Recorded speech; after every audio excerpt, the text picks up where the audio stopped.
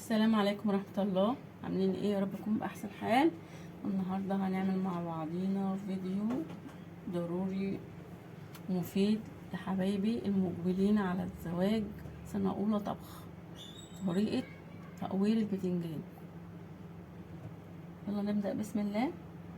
نعمل البتنجان. معانا البتنجانة حضراتكم كده شايفين حبايبي. بجيب السكينة،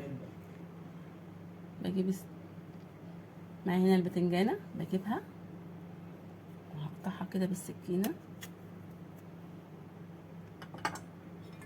وهقورها. بعمل كده. الفيديو دوت مهم جدا، مش كل الناس بتعرف تقور بتنجان. انا عندي بنتي بردك تقور بتنجان بتقطعه وتفتحه من هنا والله العظيم. واعمل كده وافرغ قلبها كده حضراتكم زي ما انتوا شايفين. طلع قلبها كده زي ما انتوا شايفين. طلعت القلب بتاعها زي ما انتوا كده شايفين. معايا هنا حبايب الشطار طبق بلاستيك شايفين، وهبدا اعمل كده.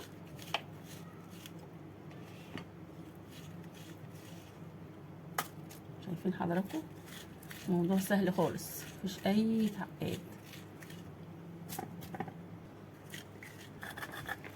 شايفين حضراتكم اهي البتنجانه اهي زي الفل، قطعت ولا اتفتحت. بصوا اهو. عايزه بقى الفيديو دوت يجيب لايكات كتير، ولايك وشير كده. الفيديو ده مهم والله، مهم للكبير والصغير. في ناس برضه الكبيره ما بتعرفش تقور بتنجان. شايفين حضراتكم. ومعايا هنا بردك بعد ما اقور البتنجان بتاعي طبق فيه ميه، وهحط فيه معلقتين خل.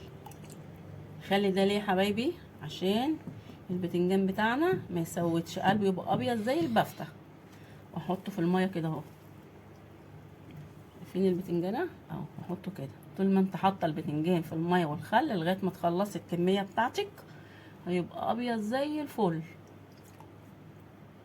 انتوا عارفين طبعا اللي بيقور بتنجان ويسيب يبقى جوه قلبه اسود. مع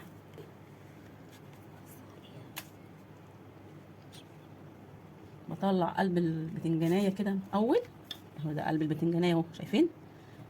بعمل كده اهو لغايه ما اطلع قلب البتنجانيه، وافضل بقى اقور حضراتكم كده اهو. في ثواني البتنجانيه بتتقور، تخش وقت ولا بتتقطع ولا بتتخرم من تحت. طالما عملت وسعت البتنجانيه والمقوار، المقوار بياخد وضعه في البتنجانيه وتاخدي وتدي في البتنجانيه كده اهوت حضراتكم. البتنجانيه ما بتتقطعش خالص والله العظيم، بتبقى زي الفل. قوري براحتك. بصي يعني الفيديو ده والله العظيم مهم جدا، وكلنا برضك بنعيش ونتعلم. مفيش اي مشكله لما الواحد يتعلم، بس في الاخر بيكتسب الخبره اهو. بص حضراتكم البتنجانيه اهي، بصوا زي الفل اهي. بصوا واحطها في الميه بتاعتي كده اهو. لو عندك كام كيلو هتقوريهم في ثواني. والفلفل في ناس بتعملوا كده بالسكينه، لا الاسهل بقى حضراتكم تعملوا ازاي. بصوا شايفين؟ تدوس عليها كده بصبعك الفلفله اتعملت. شايفين؟ في ثواني. حط بردك في الميه اهو. شايفين الفلفل حضراتكم؟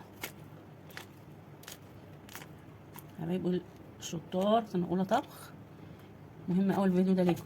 بتنقليه كده بردك من البيض لحضراتكم، تحطيه في الميه بردك كده اهو.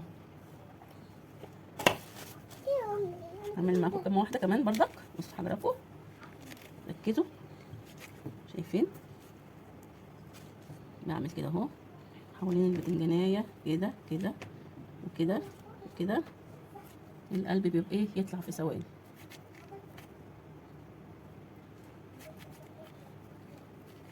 شايفين؟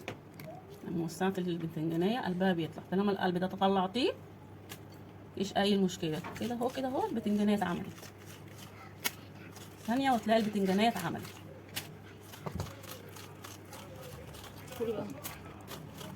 مهم طبعا ندخل البتنجان في يومنا عشان مهم لاطفالنا. كله حديد، والكبار برضك مفيد للاطفال. عارفين البتنجان فيه حديد. بتنجان بانواعه، بتنجان ابيض، بتنجان اسمر، كله مليان بالحديد. بصوا البتنجانيه، شايفين حضراتكم؟ شايفين؟ عارفين طبعا بنحطه في الماء والخل عشان طبعا ايه ما يسودش، عشان هو كله حديد. شفتوا انا عملت كام واحده؟ ما خدوش في ايدي دقيقتين، والله ما خدوا دقيقه حتى. بصوا الطريقه التانية تقليديه، الناس بتعمل كده بالسكينه، بتخلع دي كده اهو.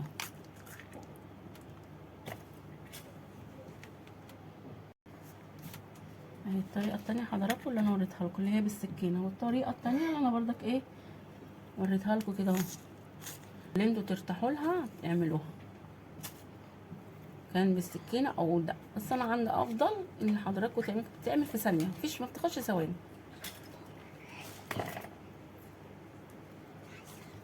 فيديو بسيط بس مفيد ومهم جدا بالنسبه لحبايبي اللي مقبلين على الجواز في سنه اولى طبخ، مفيد جدا ليهم. يا رب يحسن ما بين ايديكم يا رب. يا ريتكم تكونوا استفدتوا من الفيديو. اعملوا لايك وشير، ما تنسوش في الاشتراك في القناه، فعلوا الجرس عشان يوصل لكم مني كل جديد. والسلام عليكم ورحمه الله.